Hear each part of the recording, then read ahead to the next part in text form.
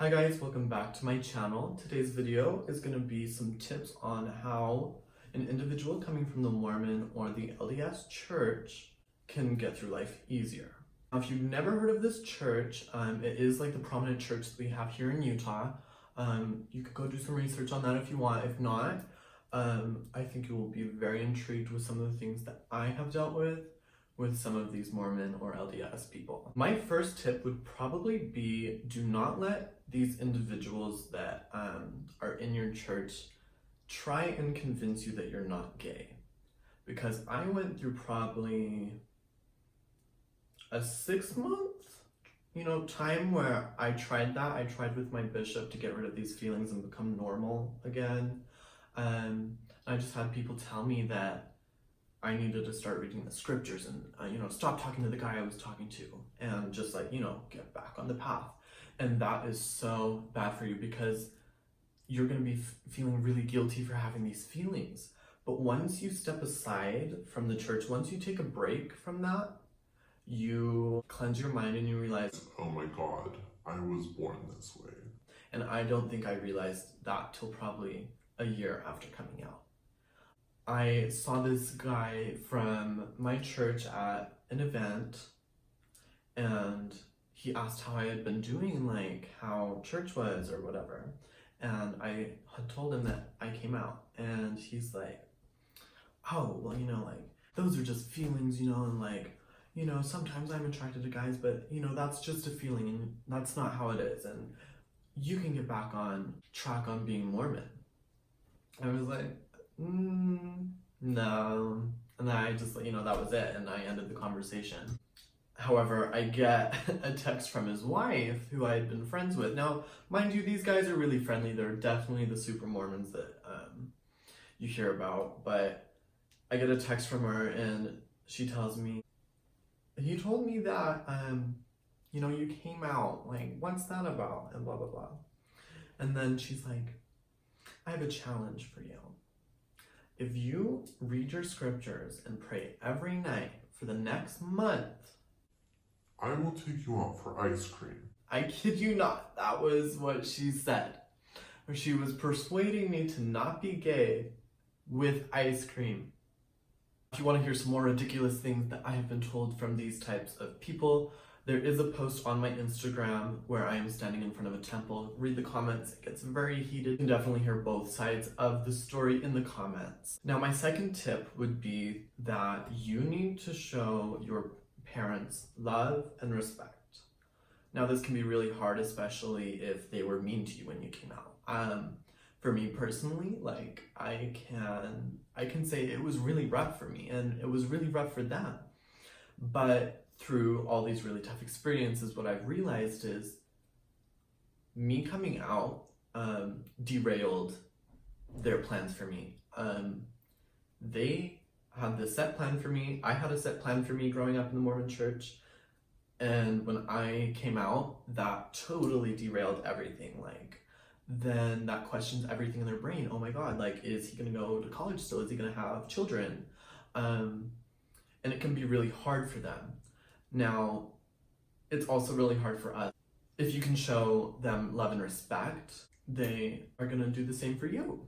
In another video, I do wanna have my mom and dad on this channel just to share their side of things so that you guys can maybe show your parents, or if you are a parent watching, that you can, know how to deal with this.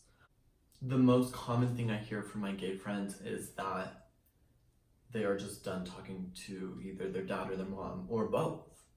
And that just breaks my heart, and I have been there before. I have definitely experienced that. In that case, I would highly recommend that you do some therapy. If you've heard of emancipation, that means that you legally are released from your parents' care, and that you can, legally sign for yourself, get an apartment, get a job, just, be an adult. And that's what I was going to be doing last year, because I was in such a terrible place with my family. And I was going to pursue that because I thought that there was no saving anything. After my parents went to my therapist when I was out of town, they decided that they were going to show me unconditional love, which can be hard for a parent because you don't know how to talk to your gay center daughter.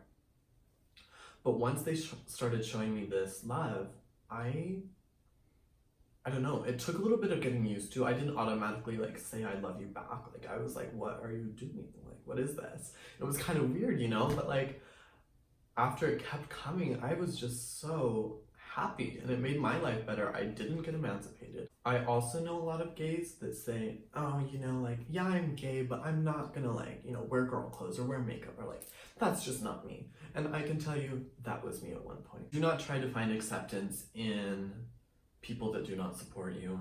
I know you want to keep that relationship with these people because, you know, they've been in your life for the longest time. Promise you, if you do what you want to do and then you wear, you know, girl clothes, you wear heels, you wear whatever, if you do what you want to do, you'll be so much happier. So here in Utah, in high school, there's this thing called seminary. Seminary is where you're released from school and you get to go to this building, you know, study doctrine in the church. I know a lot of my gay friends are still in there because their parents won't let them leave. My tip for dealing with that, honestly, just pop some earbuds in. They literally cannot tell you that you can or can't do something. You know, let them fail you. Like, you're not going to be in this church in the future, so you can just, you know. Story, by the way, I actually had the seminary at my school talk about me. It was about this post, actually, and how they can stay strong through these times, and why being gay isn't accepted in the church and blah blah blah. Let me tell you, I called the principal that morning and I'm like, oh, so I hear you're talking about me. And he goes, oh, we're just like, you know, talking about this and that. I'm like, okay, well stop. And he was like, well, what do you want me to do? I was like, stop talking about me. And that was that. But that's like ridiculous. My last tip would be, do not take it from anyone. If you're being bullied for being gay, you need to go tell someone immediately. And if that person decides not to help you or that you aren't being bullied, because that has happened, then find someone else. This next story that I'm about to tell is very long, way in the past. I do not care about it anymore.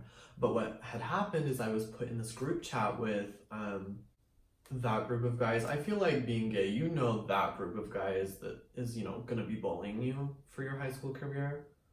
But I was put in a group message on Instagram with all these people and they just started sending these homophobic memes and like all of this really graphic stuff that was terrible towards being gay.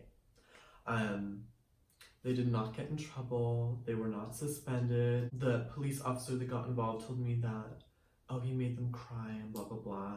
But he didn't do anything and they still got to play basketball that season. But you know what? Like I said, that's in the past. I don't care. I'm just salty that that was something that I had to deal with. So if your issue isn't resolved how you feel you would like it to, go to someone else, get that help, because you don't deserve to be bullied. No one does. Thank you guys so much for watching this little video. I do want to go more in depth in the future, like I said, to have my parents on here and like have more of a in-depth story on how I personally came out, because I feel like I don't want to put it in this video because it's a long, crazy story. But thank you guys for watching and I hope to see you guys next week.